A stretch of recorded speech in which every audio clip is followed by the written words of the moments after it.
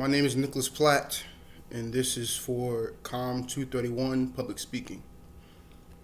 So my speech today will be about, my persuasive speech will be the reason why Kevin Feige should recast the role of T'Challa in the MCU.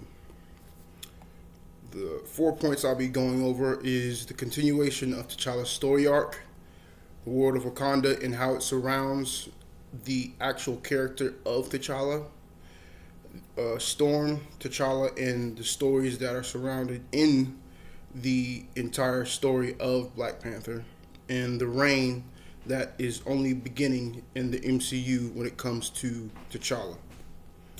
So for the first one, when it comes to the character itself, the character was brought to life in 1966 in July, when Stan Lee and Jack Kirby brought T'Challa and the idea of it to manifestation during the Civil Rights era in the 60s. During that time, Martin Luther King and Malcolm X were the yin and yang of the Civil Rights era. And what Stan Lee, who wrote the character, and Jack Kirby, who created and did the illustrations, they wanted to emulate the character and the traits of Martin Luther King. It was inspired by Martin Luther King. And so when they created this character, they had the key thought of doing that. And that came in the form of Jungle Action #1. And since then, 50 years down the road, fast forward to the MCU, we have in 2016 Chadwick Boseman. He was cast in the role of T'Challa, Prince T'Challa at the time, and that he was introduced in Captain America: Civil War. And from then on, we've had King T'Chaka, who was his father. He died in that movie, and so from that time on, Prince T'Challa carried on the mantle and the role of king in the fictional nation of Wakanda. And that, from there, we have the world of Wakanda, where everything from the strife that comes with being king and seeing how he dealt with the Avengers, having to deal with Thanos, all of that was surrounded by him being king, because he let the Avengers into the country, and from there you had to deal with vibranium, you had to deal with Ultron, you had to deal with all these things that stemmed from one key error that he had during his time as king.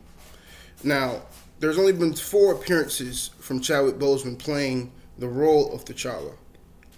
1, 2016 in Civil War. 2, his standalone movie for Black Panther. 3, Avengers: Infinity War in the same year in 2018. And then finally in 2019 in Endgame, Avengers Endgame. So, with that being said, there's a whole bunch of story that has not even been told when it comes to his eventful marriage with Storm, who was also another historical black superhero that was created by Stan Lee and Jack Kirby, that was involved with the X-Men. And since Disney has bought the rights to Fox and their properties that they had, that they sold to them years before, they have yet to bring in the full swing of the X-Men and the Avengers clashing with one another. Now, when it comes to what was just published and dropped, which was the second trailer for, well, the first trailer for Black Panther 2, we see Chadwick Boseman's face, or T'Challa's face, being plastered on a billboard saying that he's dead.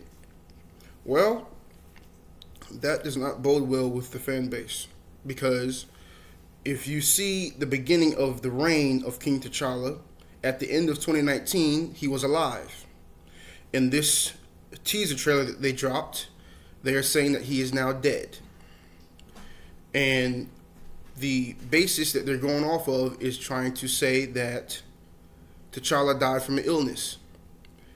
Chadwick Boseman died from an illness. He died from stage 4 colon cancer. He battled that for 4 years, from 2016 up until 2020. And so, in conclusion, when you have a character who is alive, not the actor emulated the character. When you have a character that is alive at the end of a major story arc, and that character's story still needs to be told because it is not finished, that is the reason why it should carry on. And that is the reason why the story should be told in full, because we don't know who he's going to be as a king, a father, or husband.